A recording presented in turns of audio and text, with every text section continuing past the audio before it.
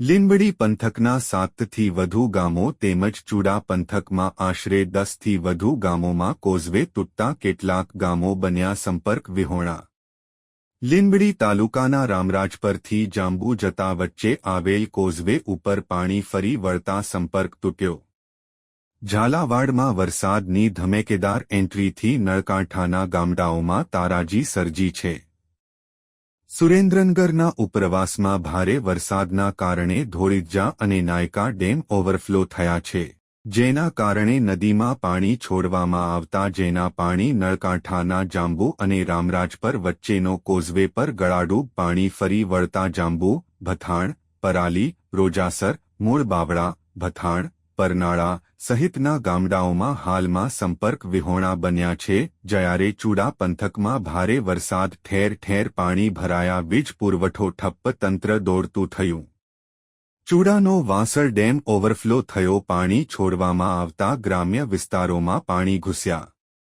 ચૂડા તાલુકાના ઝિંઝાવદર, તરિયાળા, વેળાવદર, રામદેવગઢ, ગોખરવાળા ગામો સંપર્ક વિહોણા બનતા સતત તંત્ર દોડતું થયું હતું। ધારાસભ્ય કિરીટસિંહ રાણાએ ચૂડા અસરગ્રસ્ત ગામડાઓમાં લોકો સાથે અને તાલુકા પંચાયત ખાતે અધિકારીઓ સાથે બેઠક યોજી અને તાત્કાલિક કામગીરી હાથ ધરવામાં સૂચનાઓ આપવામાં આવી હતી।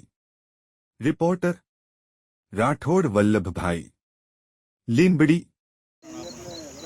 મારું નામ અકબરભાઈ નુરાભાઈ સંગરિયાત છે। હું માજી તાલુકા પંચાયત સભ્ય લીંબડી છું અને હાલ મારા મધર સરપંચ શ્રી જાંબુ બિન હરીફ ચૂંટાયેલ છે। હું રાત્રિના 1 વાગ્યાથી અહીંયા રામરાજપર સાઈડ ફસાયેલો છું અને જાંબુ જઈ શકે તેવી પોઝિશન નથી।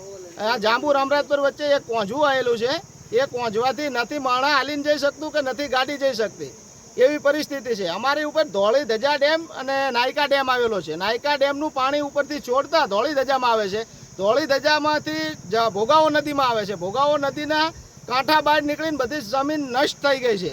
પાક ધોવાણ, પાક નુકસાની તથા ખેડૂતોને બહુ મોટું નુકસાન મોટા પાયે થયેલું છે કે એનો આંક ના કરી શકાય એવું નુકસાન થયેલું છે। અને રસ્તો પણ બ્લોક થઈ ગયેલો છે। 10 ગામને જોડતો રસ્તો છે, જાંબુ, રામરાજપર, રળોલ, આપણે પેલું સિયાણી, ભથાણ, પરાલી, મૂળબાવળા બધે જતો રસ્તો છે અને ખેડૂતોને બહુ મોટા પાયે નુકસાન થયું છે। આનું વળતર આપવા સરકારને અમારી માંગ છે। ખાસ તો ચૂડા તાલુકામાં તો સમગ્ર આખા ગુજરાતમાં વરસાદનું વાતાવરણ શરૂ થઈ ગયું છે। પ્રથમ તબક્કામાં જ બધી જ જગ્યાએ પૂરતો વરસાદ, ખેડૂતો રાજી થાય એવો વરસાદ પડ્યો છે। એની સાથે સાથે મારો મત વિસ્તાર છે ચૂડા, લીંબડી અને સાયલા। એ મત વિસ્તારમાં ચૂડા અને સાયલામાં વધારે વરસાદ છે। એક સાથે સીધો 5 ઇંચ વરસાદ પડ્યો છે, ત્યારે સ્વાભાવિક છે પાણી આવે એટલે ક્યાંક ને ક્યાંક નાની મોટી મુશ્કેલી ઊભી થાય। એના નિમિત્તે તાત્કાલિક તંત્રને જાણ થઈ, જીબીના અધિકારીઓ હાજર છે, મામલતદાર સાહેબ હાજર છે, પીએસઆઈ સાહેબ હાજર છે, ટીડીઓ શ્રી હાજર છે, અમારા તાલુકા પ્રમુખ હોય, જિલ્લા પંચાયત હોય, કારોબારી હોય, મંડળના પ્રમુખ હોય, અમારા સૌ કાર્યકર્તા અને ગામજનો। આ પંચાયત છે એટલે પંચાયતના પ્રશ્નો સ્વાભાવિક છે હોય, પણ તાત્કાલિક લાઇટની વ્યવસ્થા રાત્રે કરી દીધી।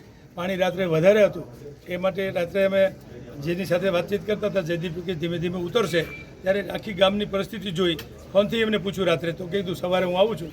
તો સવારે આવ્યા પછી પાણી ઘણું બધું ઓસરી એટલે કે ઓછું થઈ ગયું હતું, પણ તંત્ર સાથે બેઠક કરી ત્યારે તંત્ર સાથે જીબીના પ્રશ્નો હતા, નાની મોટી દિવાલ ના હોય, ક્યાંક પાણી આવ્યું હોય તો તોડ્યું હોય, સિંચાઈનો અમારા બાજુમાં ઝિંઝાવદર ગામ છે ત્યાં ડેમ છે એ તૂટ્યો છે, તો એનું પણ અમે તંત્રને સિંચાઈને જાણ કરી છે। સિંચાઈ ચેરમેનને પણ